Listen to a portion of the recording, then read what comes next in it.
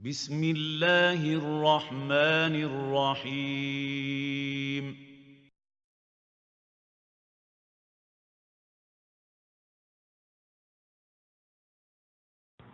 السلام علیکم ورحمۃ اللہ وبرکاتہ۔ فضیلت الشیخ محمد بن جمیل زینو رحمۃ اللہ علیہ کی مشہور و معروف کتاب توجیہات اسلامیہ کے اردو ترجمے کا 23واں درس، جس کا عنوان ہے فضائل حج و عمرہ، سماعت فرمائیں۔ محترم سامعین، اللہ رب العالمین کا ارشاد ہے وَلِلَّهِ عَلَى النَّاسِ حِجُّ الْبَيْتِ مَنِ اسْتَطَاعَ إِلَيْهِ سَبِيلًا وَمَنْ كَفَرَ فَإِنَّ اللَّهَ غَنِيٌّ عَنِ الْعَالَمِينَ۔ اور لوگوں پر اللہ تعالیٰ کا یہ حق ہے کہ جو اس کے گھر تک پہنچنے کی استطاعت رکھتا ہو وہ اس کا حج کرے، اور جو کوئی اس حکم کی پیروی سے انکار کرے تو اسے معلوم ہو جانا چاہیے کہ اللہ تمام دنیا والوں سے بے نیاز ہے۔ نبی کریم صلی اللہ علیہ وسلم کا ارشاد ہے العمرۃ الی العمرہ کفارۃ لما بینہما والحج المبرور ولیس له جزاء الا الجنہ۔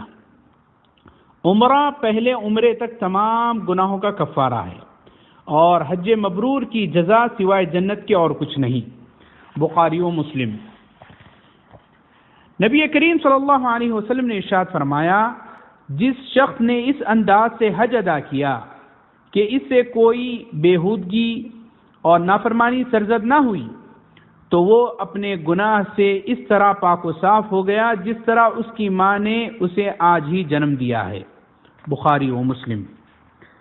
اور نبی کریم صلی اللہ علیہ وسلم نے ارشاد فرمایا خذوا عنی مناسککم، اپنے حج کے طور و طریقے اور احکامات مجھ سے اخذ کر لو، یعنی سیکھ لو۔ محترم سامعین کرام، حج فرید حج جلد سے جلد ادا کریں، جبکہ آپ کے پاس کفایت کے مطابق آمد و رفت کے اخراجات ہوں۔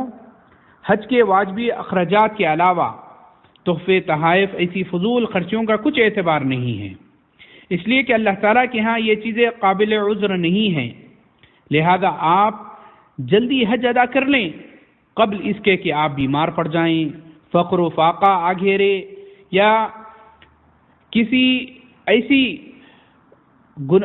مصیبت میں آپ پڑیں جس کی وجہ سے آپ حج ادا نہ کر سکیں اور اس گناہ کا بوجھ اپنے سر لے کر مر جائیں، کیونکہ محترم سامعین حج ارکان اسلام میں سے ایک اہم رکن ہے۔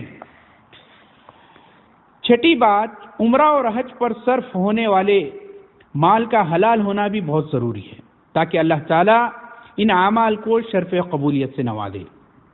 ساتویں بات، عورت کا حج اور اس کے علاوہ کسی دوسرے سفر میں محرم کے علاوہ نکلنا حرام ہے۔ رسول اللہ صلی اللہ علیہ وسلم نے ارشاد فرمایا لا تسافر المرأة الا ومعها ذو محرم، متفق علیہ۔ عورت اپنے کسی محرم کی رفاقت کے بغیر بالکل سفر نہ کرے۔ اور آٹھویں بات، سفر حج سے پہلے جن جن سے آپ کا جھگڑا ہوا ہو ان سے صلح کر لیں، قرض ادا کریں، اور اپنے اہل و عیال کو وصیت کریں کہ میری روانگی اور واپسی کے موقع پر وہ فضول خرچی اور دنیاوی زیبائش میں مال ضائع نہ کریں، اور نہ ہی لمبی چوڑی دعوتوں کا اہتمام کریں۔ اللہ رب العالمین کا فرمان ہے کلوا واشربوا ولا تسرفوا، کھاؤ پیو اور حج سے تجاوز نہ کرو۔ نویں بات، حج مسلمانان عالم کا ایک عظیم ترین اجتماع ہے تاکہ ایک دوسرے سے متعارف ہوں اور باہمی محبت بڑھائیں، ایک دوسرے کی مشکلات حل کرنے میں تعاون کر سکیں اور اپنے دینی اور دنیاوی منافع میں باہم شریک ہوں۔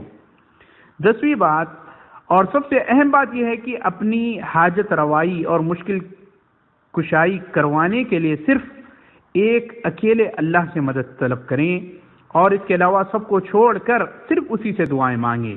اللہ رب العالمین کا فرمان ہے قل انما ادعو ربی ولا اشرک به احدا، کہو کہ میں تو صرف اپنے رب کو ہی پکارتا ہوں اور اس کے ساتھ کسی کو شریک نہیں کرتا۔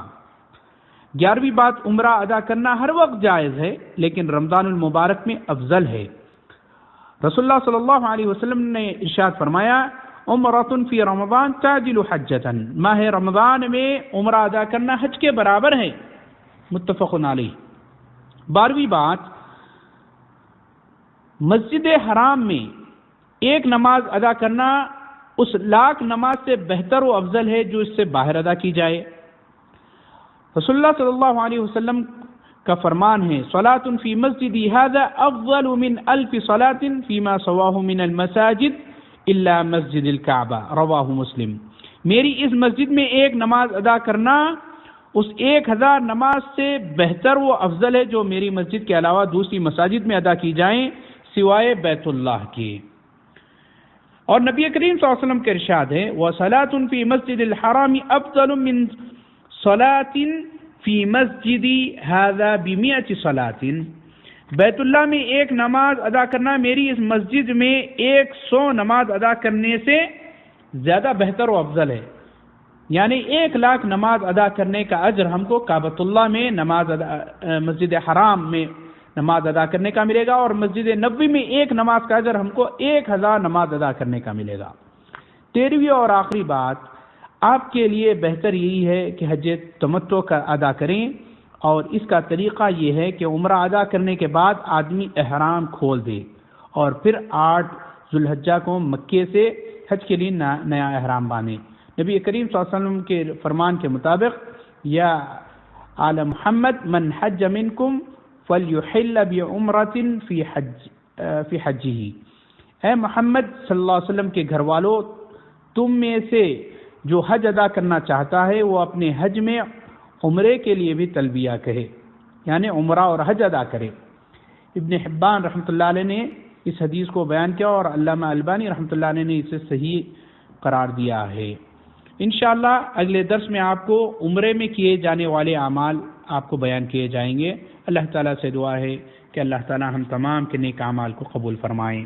والسلام علیکم ورحمۃ اللہ وبرکاتہ۔